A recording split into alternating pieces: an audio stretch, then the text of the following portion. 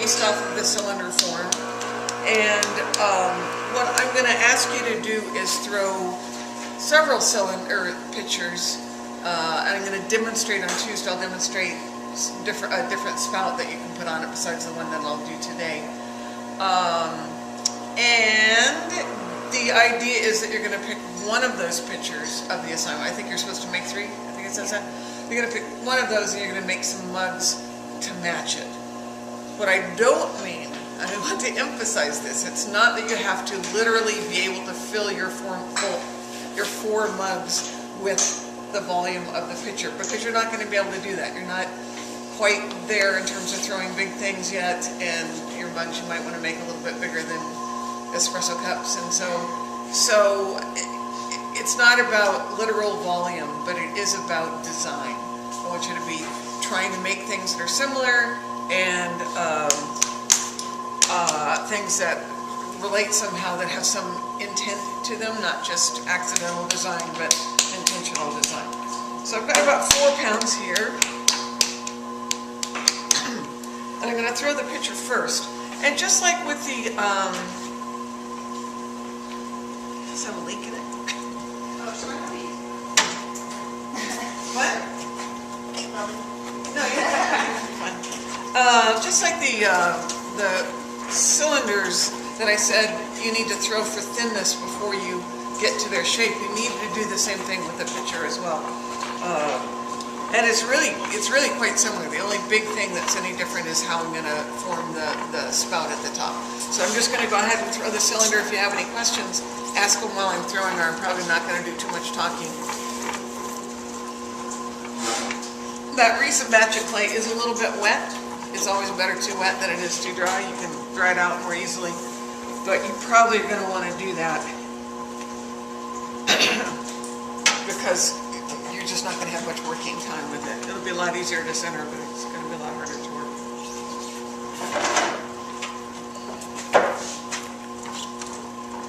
See my bruise now?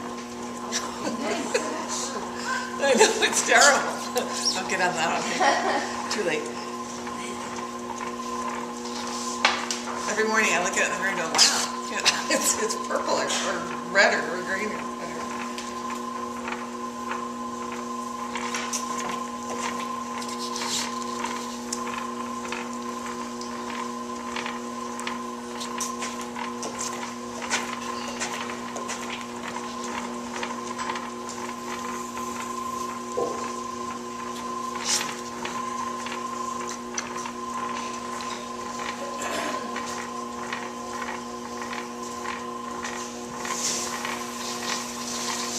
Again, I'm throwing this without intending to trim it. I might trim it a little bit, but we're going to do something to the top edge of the pitcher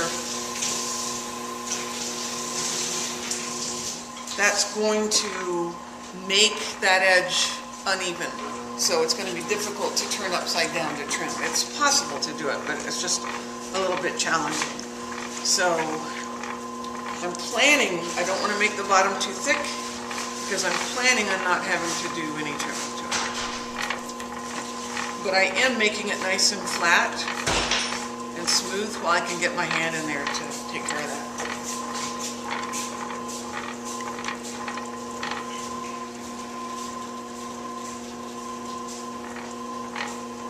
I was wedging those 2 chunks of clay together because one was a lot drier than the other.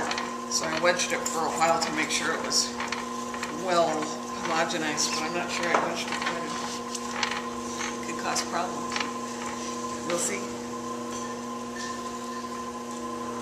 Now that sort of unevenness that's happening there is happening because there's some dry clay and wet clay in the bunch.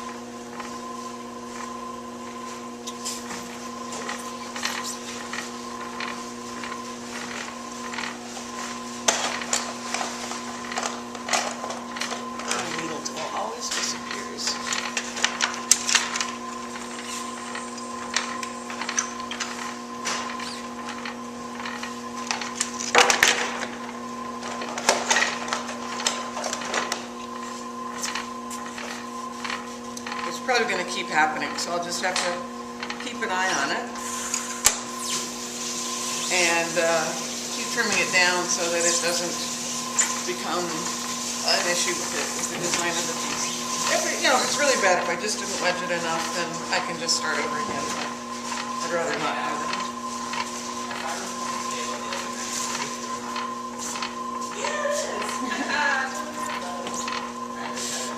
And again, I'm always finishing off that top edge every single time, no matter what I do to it.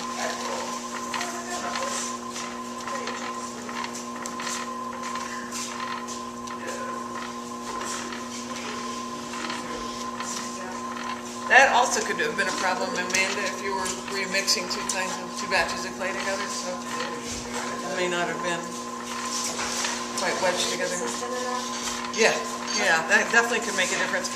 Because the soft clay is going to give a lot more and stretch more than the dry clay would be, and that can make your top edge uneven.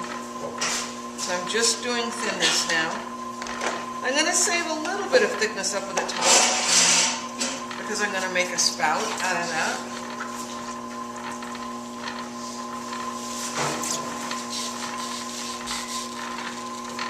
I think the assignment sheet that I've given you says that you should be looking at pictures. That's kind of a given. No matter what the assignment is, you should look in magazines, look online, look in stores, look in gift catalogs, wherever.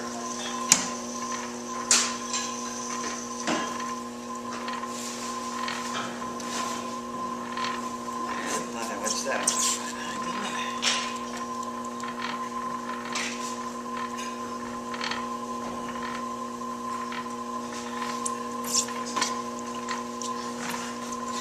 Even though I may want to end up flaring this out a bit, I don't want it to flare out too soon. So I'm going to color it back in.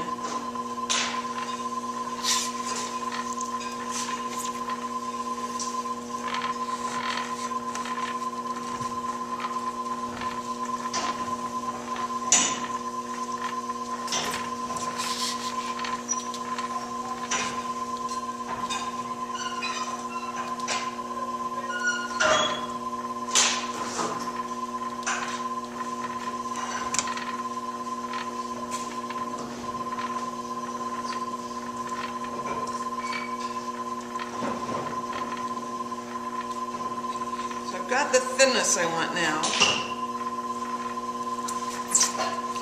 I'm also going to, again, knowing I'm not going to trim this on the wheel, I'm just going to go ahead and do a little cutting away right now while it's a cylinder and it's fairly dry and it's easy to do. So I don't have too much to cut away, but I'm just going to trim some of that away and make it nice and clean and neat so I don't have to worry about it later.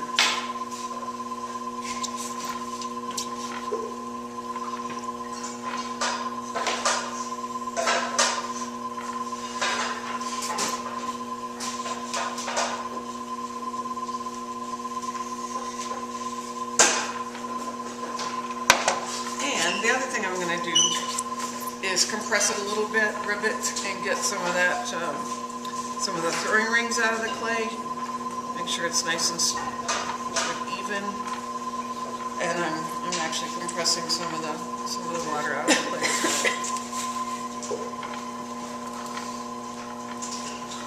I have a shape in mind, although I'm not really trying to do that yet because I'm just trying to get all the mechanics out of the way. And since I've got that uneven wetness going on in here, I'm going to trim this off again.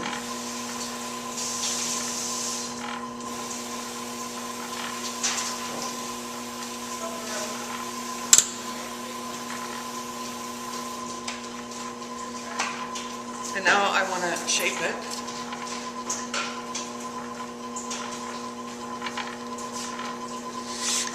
So I'm going to polish this edge off while it's mostly upright because it's just easier to do.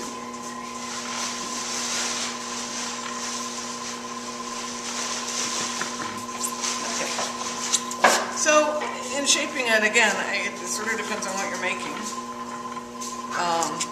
But I think I want it to bow outward a bit.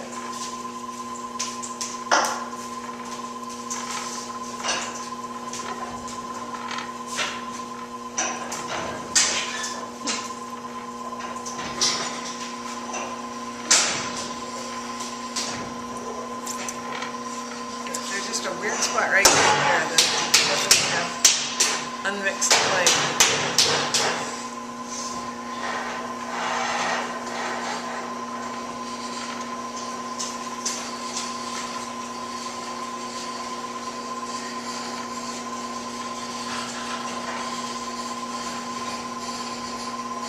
I don't know if I've talked to you guys about this too much. I know a little bulbs that I'm working with is kind of annoying, but you do realize when it's not spinning around, you can't see it. You can't tell that there's any kind of little wobble in it. So you know, I do care about those things. I don't like to have that in my clay, and I don't really want it on there. But I also know that it's not totally critical. If you've got a good idea and everything else is going pretty well, a little bit of a wobble is not a big thing to be concerned about. Not everybody agrees with me on that.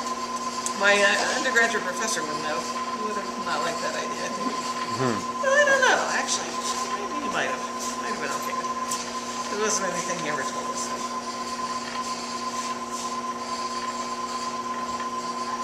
It's not wanting to stretch out evenly because it's got that uneven wet dryness going on in there. So we'll probably stop fussing with it.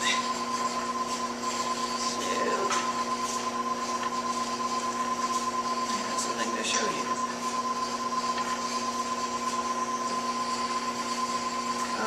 Some people throw with the mirror propped up, sitting in front of their wheel so that they can see the profile of the pot without doing this. I think I'm just so used to doing that you know, the mirror actually kind of throws me off. I tried it a few times, and I don't really like it, but you know, since you're just learning stuff, you might really like to have that information. Just those, you know, mirror squares that you can get at the, you know, they're not very expensive, and it can be really, really handy.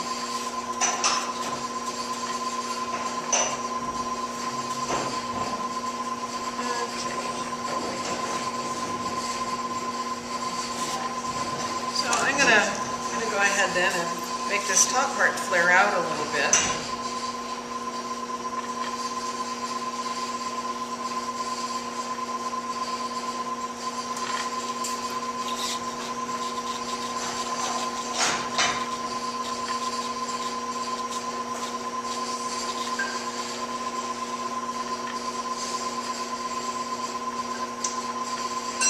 So this would be considered the body, the container part of the vessel, and the top part is going to become the thing that directs the flow of liquid. So once I've got the shape that I want, now I'm ready to make the spout. And this is really, it's not difficult. I think the place that people get into trouble with this is if they don't leave enough clay up here, so there isn't enough to shape and stretch. You want to do it when the pot is still on the wheel, when it's still wet. Sorry, I'm fussing with this. I tend to do that a little bit more than I should. Okay. So this is called a pulled spout, and on Tuesday we'll talk about a hand-built spout, one that you actually make out of the slab and attach. And I'm basically just going to pull it out with my finger. But if I just did that, the whole pot would want to come this way.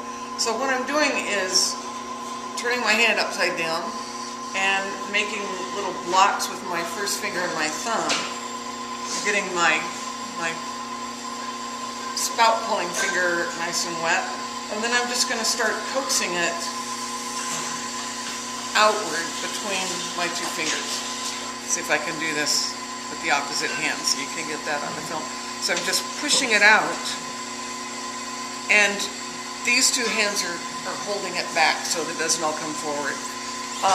Some people really exaggerate.